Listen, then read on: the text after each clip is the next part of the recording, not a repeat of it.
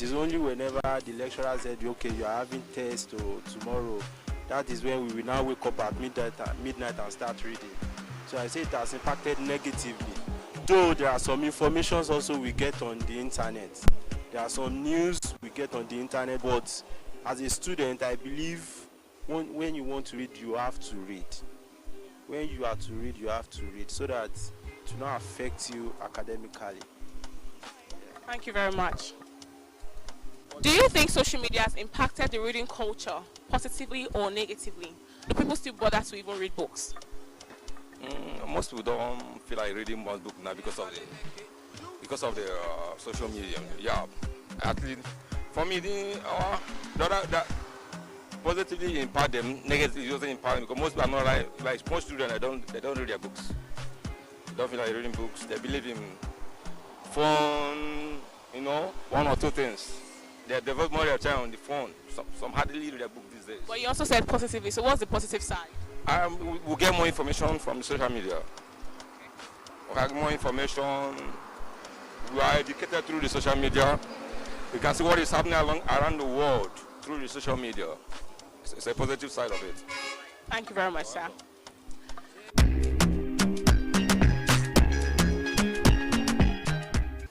You've heard it all from the people on the streets. Many people seem to think that social media has both a positive impact and a negative impact on the reading culture. What do you think? Do you agree with many of these answers that we've had today on Street Talk? Till next week when we come your way again, my name is Chinazo Frances with Fajama, and this is Delta Television, the People's Pride. Make it juicy.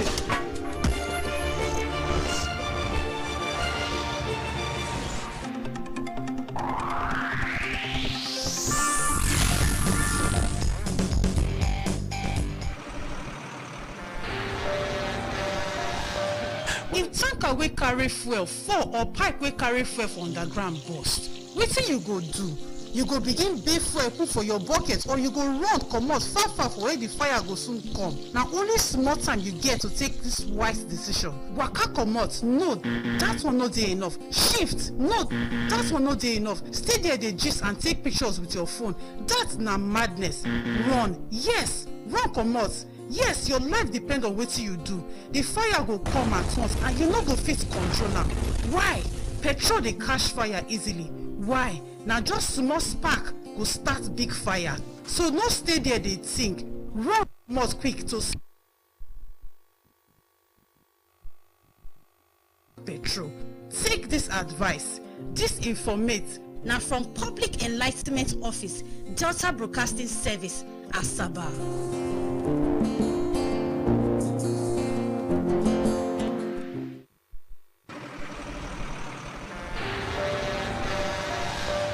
If tanker wey carry fuel fall or pipe wey carry fuel for underground burst, wetin you go do? You go begin bail fuel put for your bucket, or you go run comot far for where the fire go soon come. Na only small time you get to take this wise decision. Waka comot, no, that one no dey enough. Shift, no, that one no dey enough. Stay there dey gist and take pictures with your phone. That na madness. Run, yes, run comot. Yes, your life depend on wetin you do. The fire go come at once and you no go fit control am. Why? Petrol dey catch fire easily. Why? Na just small spark go start big fire. So no stay there dey think. Run comot quick to save your life. No throw away your life away because of say you wan pack petrol. Take this advice.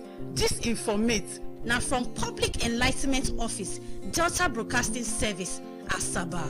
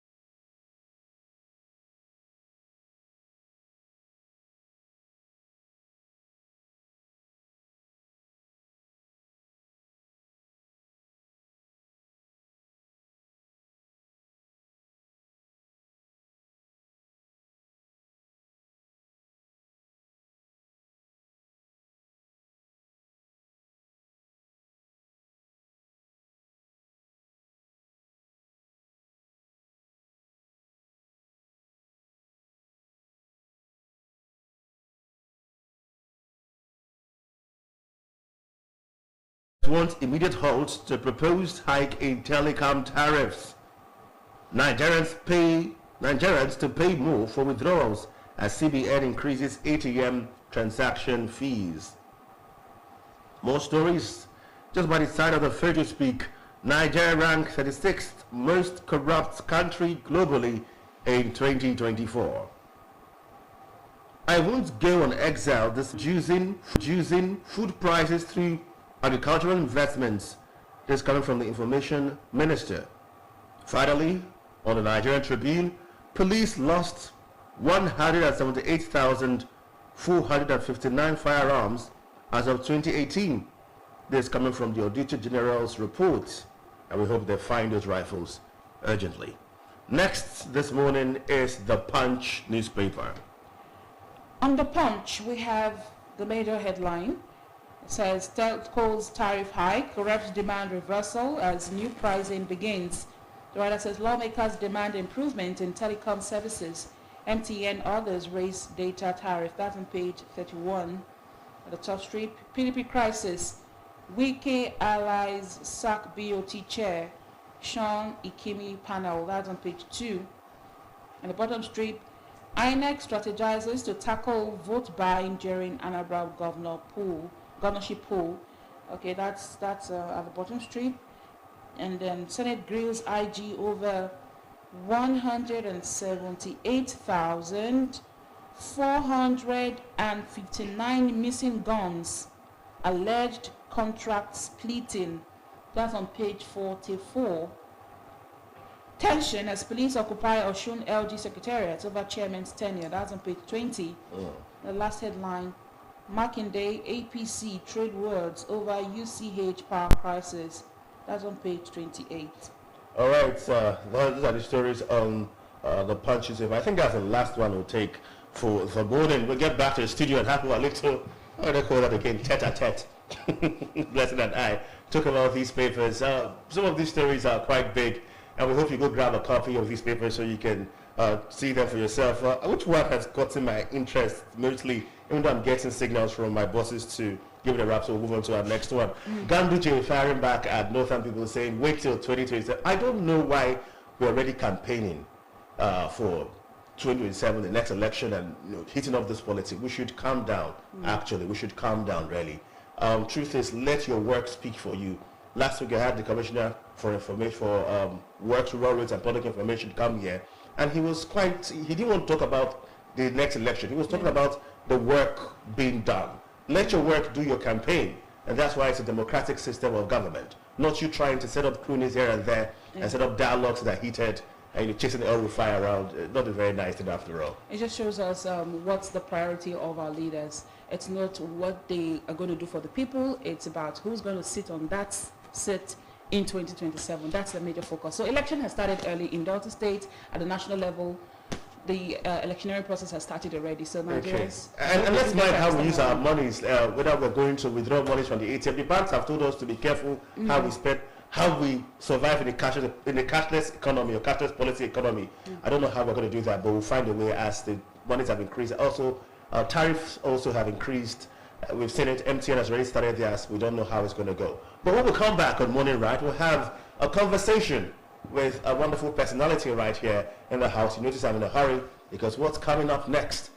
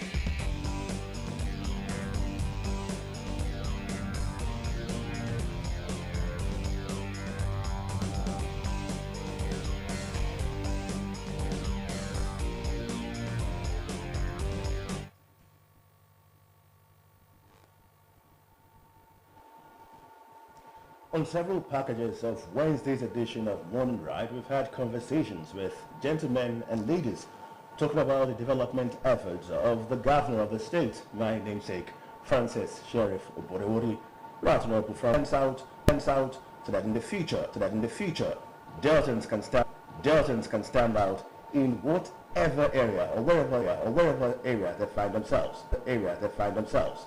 This morning, a conversation would be had in this studio about Governor Oborewori's development efforts. He is the Commissioner for Higher Education right here in Delta State. Nobody else but Professor Nyoro Tumekari. It's good to have you right here on Wednesday's edition of Morning Ride. Thank you very much. Should I have a handshake now? Yeah, please do. Thank you very much. You're welcome.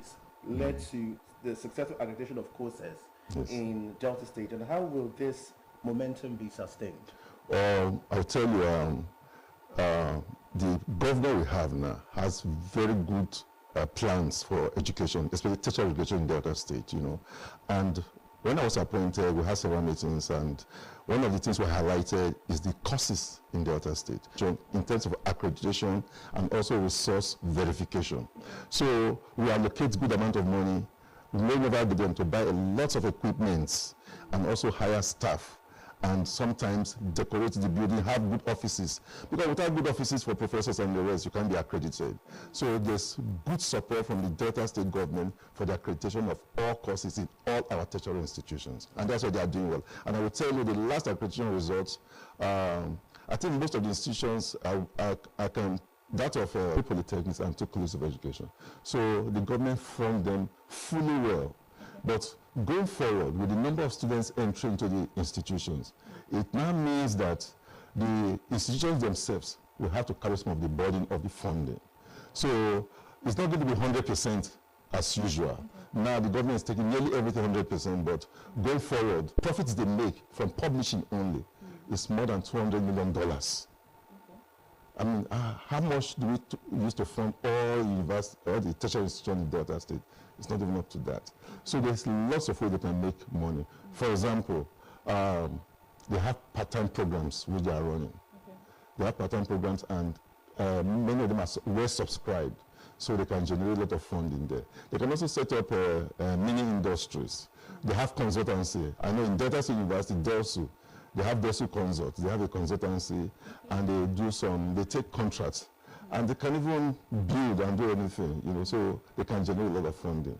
So they have we can admit close to about, I think more than 15,000 students in the Full University. But that's not enough. Students still find it difficult to go into, so we want to expand the space. That is why that new campus was established. And that new campus is going to take about 4 faculties. So the facilities are wonderful. They're going to be, we've almost completed the faculty A, and other buildings, there are going to be student hostels, there's a cafeteria, there's accommodation for at least about 12 of the lecturers. And also the head of the institution is called provost. It's almost completed, a very good duplex for the provost. Do you think there's need for more universities in Delta State? For now, let's expand what we have. For now, I think we've done well. If we can start this campus, because this new campus is going to increase the admission quota in maybe within 2 years by about 2,000 students. So for now, we've done well. Let's get the advantage of what we have already first. Lots of students in school, what's like mentally to start life? Yes. And have to build up their own companies and the rest of them. Yes. What are we doing in Delta State to Yes. ensure that when our children are done with school, they can have the wherewithal to start companies? And are there examples that we have found so far? Thank you for that question. There are examples. If you go, when there's accreditation, the team from NUC, they come to the universities, and one of the things they look at, who are your graduates? What are they doing? All the departments will have the list of the graduates and the companies they've set up and things like that. There are several examples. You just need to go and find out. Right. Okay, there are several examples. But I will also tell you again that it is good, I repeat, that you educate the populace and they will start companies. If you don't educate them, they will not start companies. And one thing that has been done, this is federal now, there's all kids passing through all higher institutions must take entrepreneurial course. 2 of them. So go there. They must take 2 entrepreneurial courses. I would like you, when they just take a stroll to the Southern Delta University of Zoro, go and look at where they teach the entrepreneurship. you'll be impressed. So many of the kids coming out of university, if they don't get a job immediately, they can start up something. Yes, and one of the things we're trying to do now is even to start programs in not just the physical entrepreneurship, even digital entrepreneurship. We're looking into that. Maybe you start partnering with us to carry this kind of information out there. Yes. Let's talk about staffing and what's in Delta State. Now, what criteria were used to select the best for the job? And then do we have enough manpower to run the several tertiary institutions we have in Delta State? Thank you. Truly, this state, there's no university or polytechnic that will tell you that they have enough manpower in Nigeria. Not even the University of Ibadan, where I did my master's degree. They don't have it. They still need more.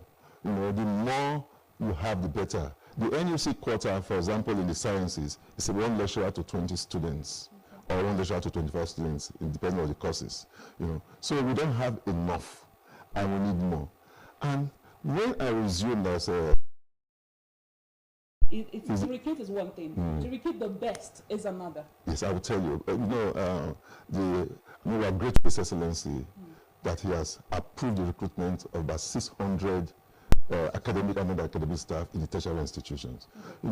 Like when we did the recruitment in Unide Alagbo, they were looking mostly for people in the medical areas because they're starting the medical school and engineers. So we are going to recruit now in Delta Maritime Polytechnic Group 2. Is going to focus on engineers. So they are recruiting the best based on the new programs that's just been accredited or verified for them to run. What the process is on to ensure that indeed you get the best during the recruitment process? Yeah, you saw the advert from Sada Delta University, when it was the Delta State University of Science and Technology. They advertised and people will apply. They will do interview and pick the very, very best. And it will surprise you to know that in Nigeria, there are so many capable hands with degrees. In those days,